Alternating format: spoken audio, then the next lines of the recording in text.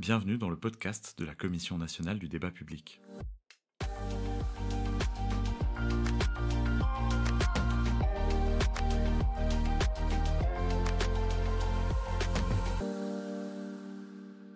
La Commission nationale du débat public nomme des garants et garantes pour chaque concertation préalable. Dans le cadre de la concertation préalable sur le projet dit Holosolis, usine de construction de panneaux photovoltaïques à Amba, Bernard Christen et Valérie Trometer ont été garants et garantes de la concertation préalable. Dans un autre podcast que vous pouvez retrouver sur notre chaîne, Jean-Jacques Boum Vickers, président d'Holosolis, a partagé sa perspective concernant cette concertation préalable. Ce processus démocratique est absolument nécessaire. Pour moi, c'est une réelle chance de pouvoir d'une part parler à tout un tas de personnes qui vont être nos voisins, voire peut-être nos employés. Pour rappel, voici sa présentation du projet. Holosolis est une usine de production de panneaux et de cellules photovoltaïques. Notre objectif est de permettre à la France d'avoir une souveraineté énergétique, c'est-à-dire de fabriquer des panneaux photovoltaïques ici en Europe. Dans ce podcast, nous voulons savoir ce que les garants de cette concertation préalable en ont pensé. C'est pourquoi nous avons échangé avec Bernard Christen, garant de la concertation préalable et aussi garant de la concertation continue pour ce projet. Bonjour Bernard, merci pour votre participation à ce podcast. Ma première question est la suivante.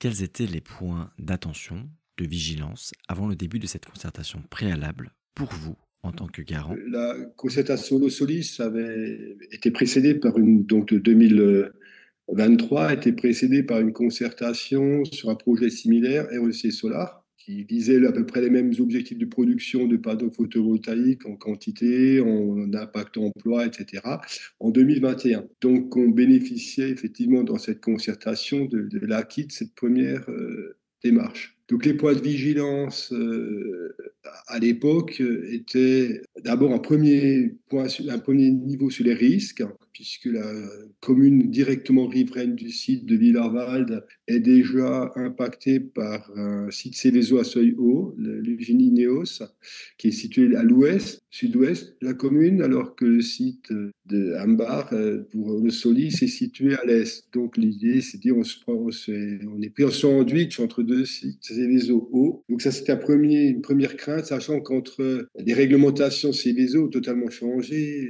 mais il y a eu un périmètre d'impact de Céveso seuil haut Ineos qui a été mis en place il y a quelques années, donc qui inclut beaucoup d'habitations de la commune. Donc les gens ils disent, moi je suis dans un périmètre où il y a le risque immédiat, il y a le risque de la valeur foncière de ma maison, enfin il y a toute une somme de choses là, on est très impacté, donc imaginons ça une deuxième fois de l'autre côté, donc il fallait absolument effectivement faire un bon focus là-dessus pour que l'échange, le débat et le niveau d'information soient à la hauteur de cette question.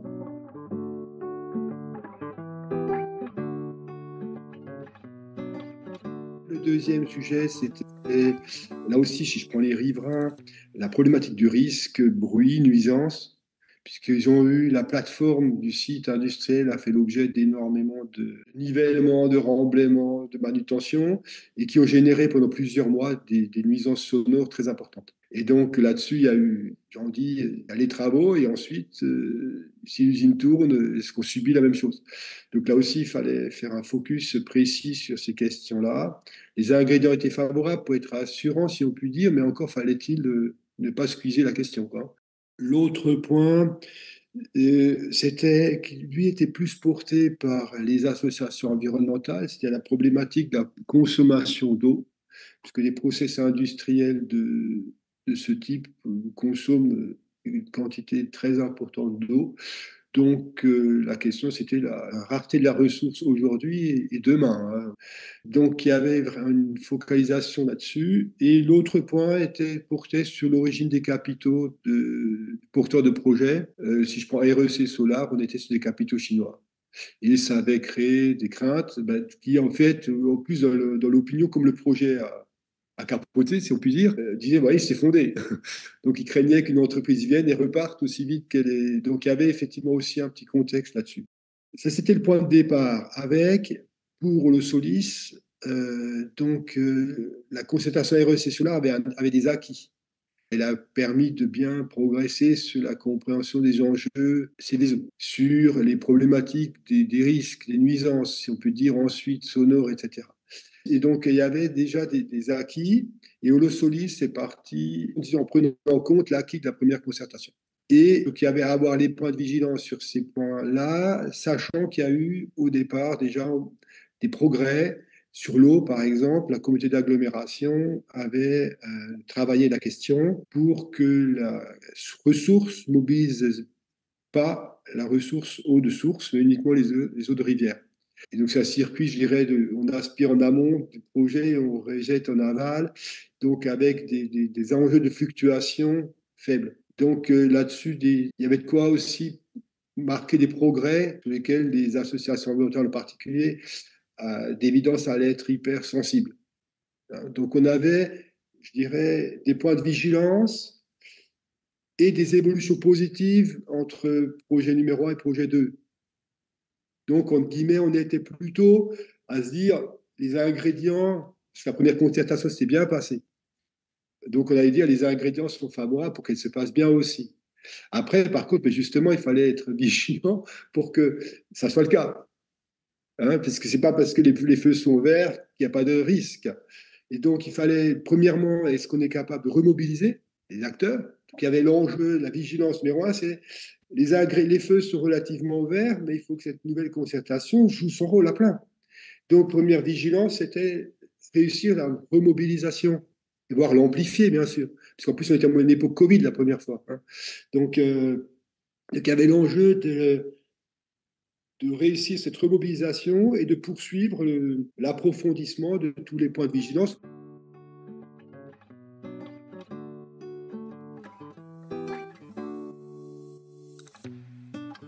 Vous avez évoqué la concertation précédente, celle d'Holosolis. Au second semestre 2020, l'entreprise REC Solar avait saisi la Commission nationale du débat public pour la construction d'une usine de panneaux photovoltaïques sur le même site. La concertation avait eu lieu début 2021. Finalement, l'entreprise avait abandonné son projet au motif de conditions de marché insuffisantes pour le concrétiser. En 2023, c'est l'entreprise Holosolis qui a saisi la Commission nationale du débat public. Pouvez-vous nous parler des liens entre ce premier projet et le second? Le point commun et ce sur quoi on a aussi travaillé, ce qu'on parle de spécificité sur cette concertation, c'est la nature des projets. C'est des projets qui, à la fois, qui sont massifs, et que les enjeux des impacts locaux forts, ça occupe un site, mais ça génère de l'emploi, ça crée des dynamiques fortes sur les territoires. On est sur des territoires qui se portent assez bien au niveau emploi, mais qui ont des fragilités démographiques. Parce qu'on est sur le bassin de Saarbrücken, donc il y a une vraie métropole avec un bassin industriel côté allemand très puissant. Donc on est sur des territoires à grand bassin industriel, et à cela, il semblait important, ce qu'on avait déjà commencé à l'époque avec le projet REC, c'est de voir en quoi des projets aussi massifs participent d'enjeux sociétaux supralocaux. Et donc, on en pointe deux, bien évidemment, c'est la transition énergétique, puisque c'est une production de panneaux photovoltaïques, elle est là pour contribuer à cette transition, et la réindustrialisation de l'Europe, puisqu'aujourd'hui, 99% des panneaux sont des panneaux qui viennent d'Asie, essentiellement de Chine. Donc il y a l'enjeu, effectivement, si l'Europe et la France, bien évidemment, sont inscrits dans une voie de développement massif des énergies renouvelables, il faut qu'une quote-part non négligeable soit produite localement.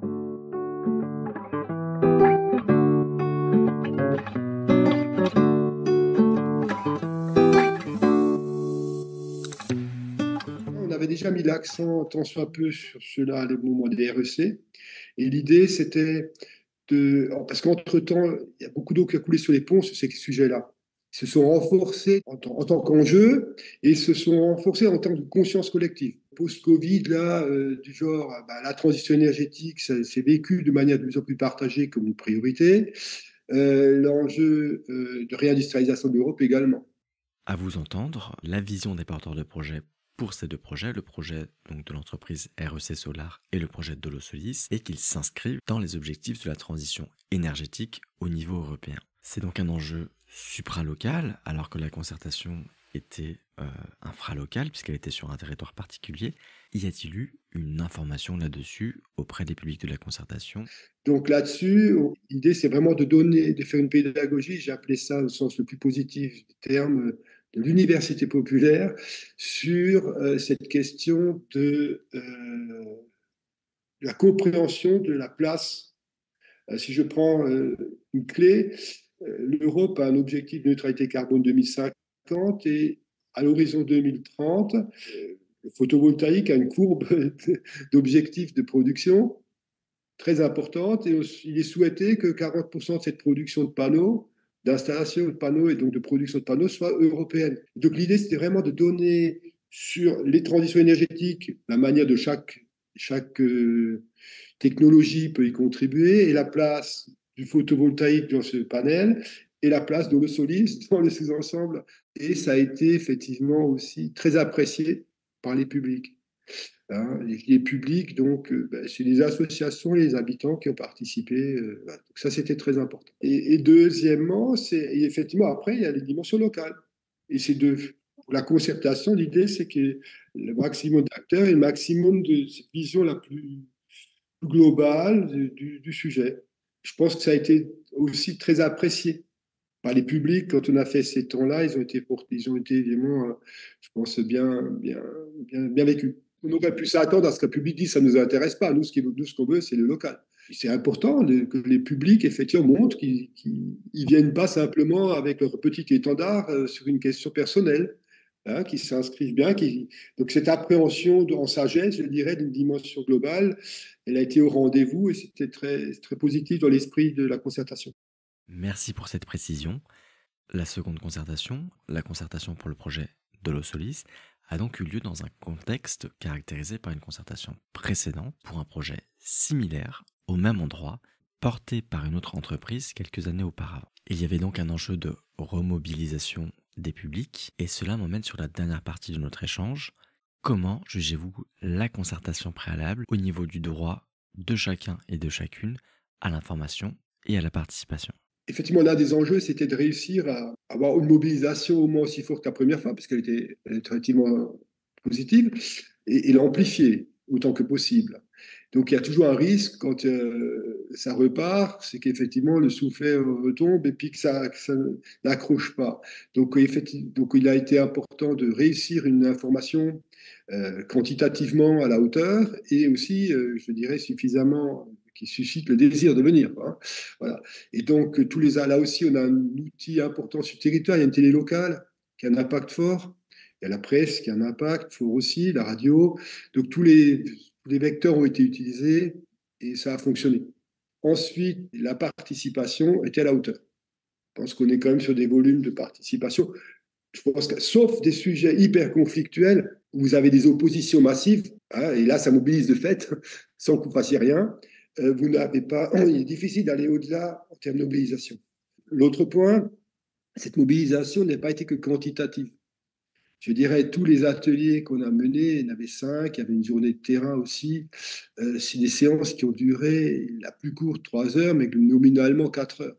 Et le jour où on a fait réunion plus visite de terrain, le tout a duré 6 heures et 2 tiers des personnes sont restées jusqu'au bout.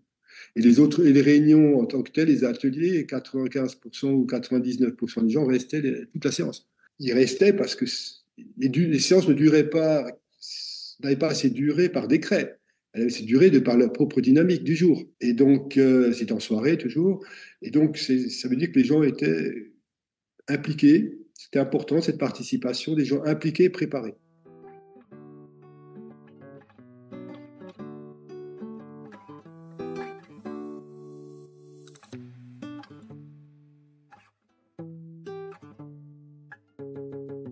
Donc, effectivement, pourquoi ça a marché dans ce sens-là? C'est l'un des mots-clés fondamentaux dans notre travail, c'est la sincérité. Et la sincérité, c'est pas un décret, il suffit pas de dire il faut que tout le monde soit sincère. Pour que ça marche, il faut que, effectivement, elle soit sincèrement sincère et perçue et vécue comme telle. Et donc, effectivement, ça veut dire que tous les acteurs doivent jouer le jeu. Quand je dis sincère, qui doit être sincère? Tout le monde. Pour que la mayonnaise prenne, si je peux me permettre l'expression, il faut que tout le monde joue le jeu. Et là, nous avons le maître d'ouvrage, élément clé de voûte, c'est lui, il ne joue pas le jeu, ça ne peut pas fonctionner. Vous avez des collectivités aussi, donc les collectivités locales ont aussi bien été positivement impliquées. Vous avez les acteurs associatifs, si je prends les publics maintenant, hein, les acteurs associatifs et les habitants. Et je pense que c'est les 4 blocs, si vous voulez, dans tout ce qui a été fait, dans les informations, dans les échanges, là aussi, si vous avez, pour que le maître d'ouvrage joue le jeu, s'il a en face de lui des publics qui sont dans la surenchère non argumentée, à un moment donné, il en a marre. Donc, si à l'inverse, les publics sont soient appliqués dans leur raisonnement, dans leur démonstration, si tout le monde sent que chacun joue le jeu de manière constructive, ben là, effectivement, cette sincérité elle prend racine et donne sens à la démarche. Et ce qui fait, elle fait que la démarche vit positivement. Donc, il faut réussir à faire vivre ça. Alors, notre rôle de garant, c'est de stimuler pour que ça aille dans ce sens, mais ça marche que si les gens ont envie de le jouer. Je veux dire, à un moment donné, il n'y a pas de magicien. Et donc, on peut dire que sur ce point-là, la concertation a fonctionné. Et donc, ma dernière question est la suivante. Quel est l'enjeu principal pour la participation du public maintenant? Le risque aujourd'hui, je dirais, elle a fonctionné en phase 1. Je pense qu'elle va certainement également fonctionner dans la phase actuelle de post-concertation qui nous amène jusqu'à l'enquête publique. La question après, je dirais, pour la démarche, si tout s'enchaîne bien, après, on est dans un engagement du maître d'ouvrage qui est de poursuivre la concertation, l'échange d'informations, etc., pendant la phase chantier et une fois que l'usine existe. La CNTP ne sera plus là. Et à la limite, ce qui serait important, c'est que dans 4 ans, dans 5 ans, l'idée que la concertation serve à quelque chose et surtout qu'elle continue à produire ses effets soit toujours au rendez-vous. Donc aujourd'hui, je dirais, la zone de risque, c'est que cette suite, il faut veiller à ce qu'elle existe. Parce qu'effectivement, il y a eu un travail, je dirais, fortement constructif à ce jour. Merci Bernard pour vos réponses. Chers auditeurs, chères auditrices, à bientôt pour un nouveau podcast. C'était le podcast de la Commission nationale du débat public.